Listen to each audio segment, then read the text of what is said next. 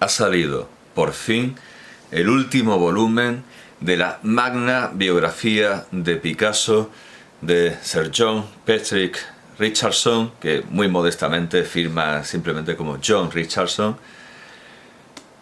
en Knopf.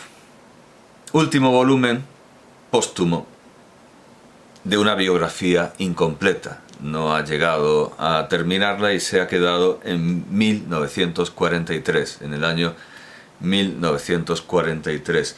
Los volúmenes anteriores que ya mostré cuando hablé de Picasso y presenté al propio pintor como autor, los volúmenes anteriores eran, quiero decirlos en orden, pero no los tengo ordenados. Entiendo que el primero es una biografía completísima, no empieza desde que Picasso empieza a pintar, sino desde que empieza a respirar. El primer volumen es este, 1881-1906. El título de toda la obra es Una vida de Picasso, que se mantiene en el último volumen. Una vida de Picasso. Primero, 1881-1906, y se nos dice que ha ganado el premio Whitbread al libro del año. El premio Whitbread al libro del año. Por cierto que esto me costó muy poco porque como denota y como implica este tejuelo, viene de una biblioteca, que no sé por qué se habrá deshecho de una obra tan importante, imagino porque lo pudo conseguir en pasta dura, no lo sé. Este es el primer volumen, 1881-1906. El segundo, este va hasta 1906, el segundo es este, 1907-1917, el pintor de la vida moderna. El siguiente es los años triunfantes, 1917-1932, que también viene de una biblioteca, y por el precio de estos tres, o por más incluso de lo que me costaron estos libros de expurgo de biblioteca, me he comprado el cuarto volumen, pero merece la pena. Desde luego tenía una curiosidad enorme por el tratamiento del Guernica, por saber qué decía Sir John Richardson sobre el Guernica, y desde luego merece la pena. Desde luego ha satisfecho mi curiosidad con creces, aunque lamentablemente al no desarrollar todo el periodo bélico, me he quedado con las ganas de saber si Sir John Richardson podría tratar aquella célebre anécdota acerca del Guernica que tantas veces hemos oído, la del soldado alemán que entra en su estudio y le muestra una reproducción del Guernica y le pregunta: ¿y esto lo ha hecho usted? Y dice Picasso: no, esto lo han hecho ustedes. Lamento también que sobre la guerra civil se base en informaciones de Paul Preston, que en último extremo se fundan en una historia que podemos llamar oral. También usa la muy meritoria biografía de Gibson sobre García Lorca, pero que también se funda en una historia oral que el propio Gibson ha puesto luego progresivamente cada vez más en duda. Claro, pero son los informes que hay, es lo que hay, lo que nos cuentan. Lamento también que no haya contado, a pesar de que sí lo hace Gibson, de que no haya contado Richardson con los testimonios de los García Valdecasas, porque José Guillermo García Valdecasas nos contaba cosas muy jugosas y muy sustanciosas sobre lo que sabía su padre de Picasso, sobre lo que sabía Alfonso García Valdecasas. La muerte ha truncado la obra investigadora de Sir John Richardson, pero caramba, nos ha dejado un libro lleno de muy reveladoras fotografías, de un material gráfico sorprendente y de unas revelaciones inéditas y lamentablemente basadas en una documentación que sigue inédita. Y me refiero, y desde luego a propósito del Guernica, de una importantísima entrevista a Dora Maar por parte de Sir John Richardson, que está en sus archivos y sigue inédita.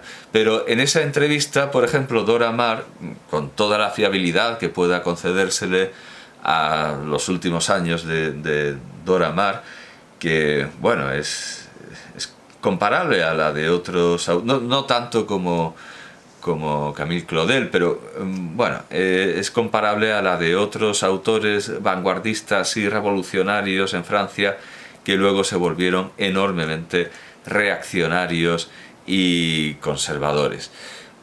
Bueno, pues en esa entrevista Dora Maar dice cosas tan importantes como, también tan subjetivas, como que la herradura del caballo simboliza la media luna, y que al fin y al cabo es una especie de símbolo islamófobo, porque a Picasso le daban mucho miedo los moros y las tropas moras y la posibilidad de una segunda invasión de España. Y también dice que ella fue la que dibujó las rayas del cuerpo del caballo, es decir, no solo fue musa o colaboradora necesaria, sino que parte del Guernica está pintado por ella, al menos las rayas. O sea que Picasso tenía un taller, y en ese taller estaba, creo que como componente única, Dora Maar. Todo esto son revelaciones de este libro, que también responde a una pregunta que ya se hacía mi profesor de Bellas Artes cuando yo estaba en secundaria, que era por qué a Picasso se le dejó tranquilamente vivir en la Alemania nazi. Bueno, este libro responde: no se lo dejó vivir tranquilamente, ni mucho menos. La Gestapo iba a registrar de vez en cuando su estudio, iba a interrogar, aunque a otros autores sí que se los dejó en paz, desde luego. Estoy pensando en Beauvoir. Simone de Beauvoir la dejaron en paz pues porque colaboraba con el régimen, evidentemente. La echaron de la escuela donde estaba, no por revolucionaria, o contrarrevolucionaria, si los nazis, claro, representan una revolución racista, pero bueno, una revolución. No la echaron por contrarrevolucionaria ni por comunista, la echaron por abuso sexual. Pero luego la acogieron en una radio nazi. Así que algunos de estos vanguardistas, que luego fueron ilustres comunistas, estaban bien tratados por el régimen porque colaboraban con él de una u otra manera.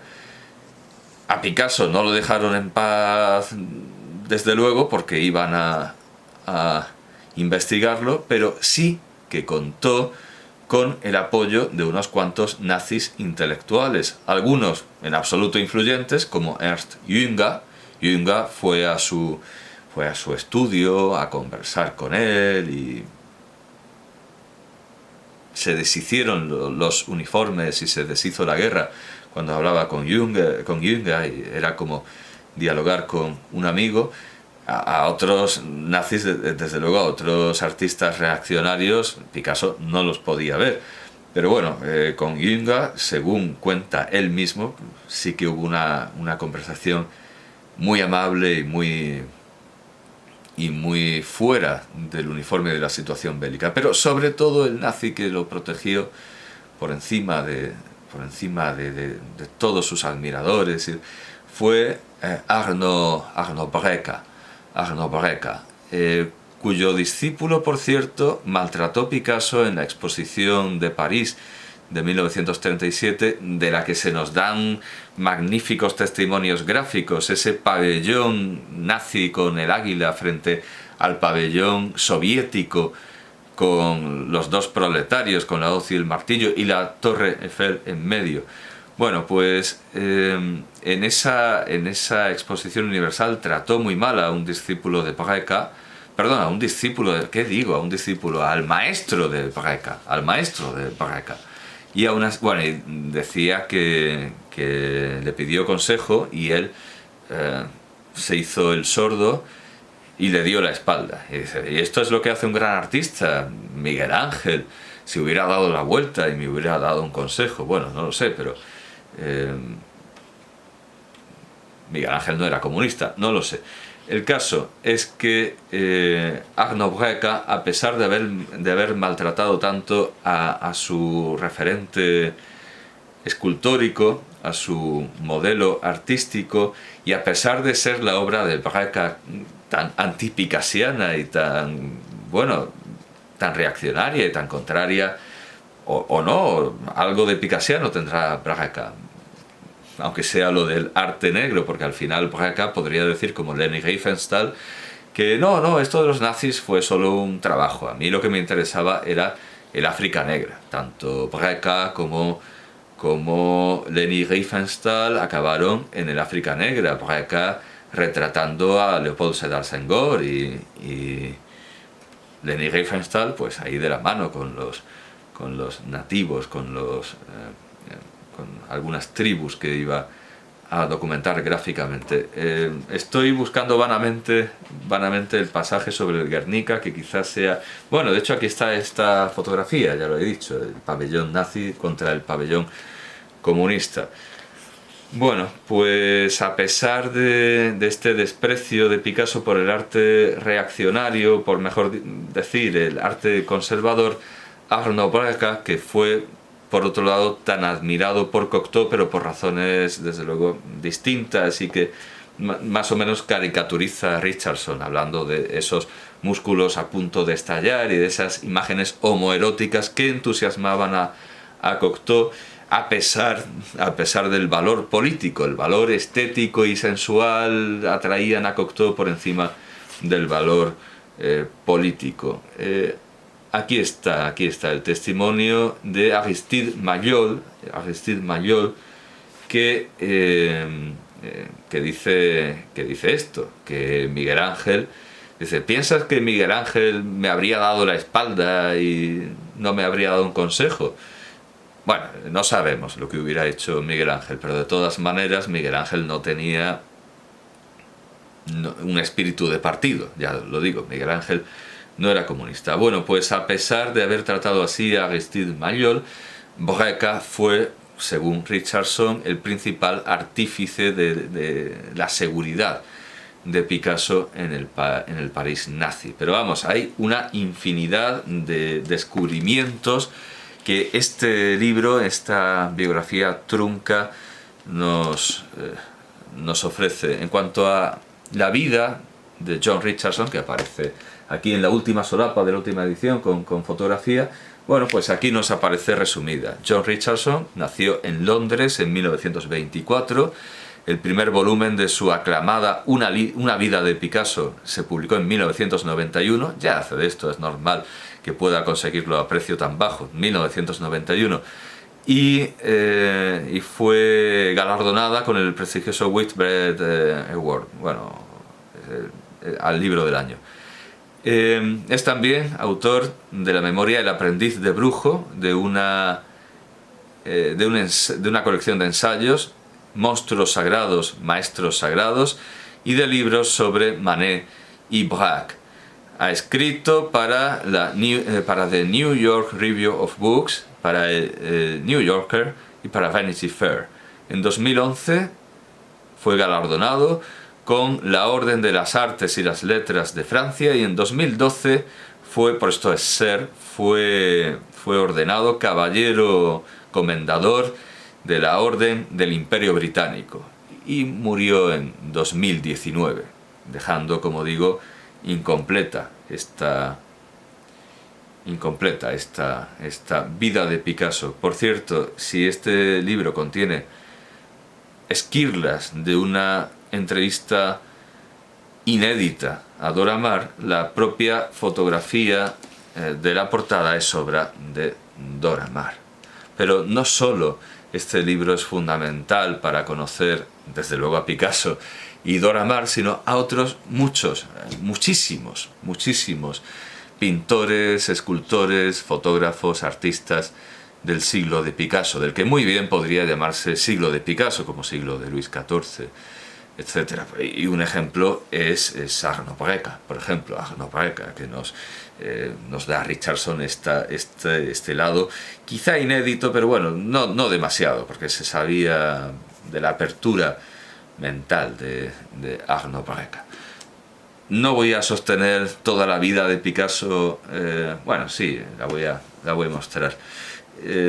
Vamos a ver. Y además, así está en orden. Bueno, pues esta es la vida de Picasso, hasta donde llegó Richardson. O sea, está incompleta, claro, está incompleta y termina en el 43. Pero bueno, bastantes. Y ya digo que todos los volúmenes están llenos de material gráfico enormemente revelador y de material textual inédito. Y desde luego, un auténtico descubrimiento constante. Menudo tochaco. Bueno, pues eso. Sir John Richardson, una vida de Picasso, una biografía como hay pocas.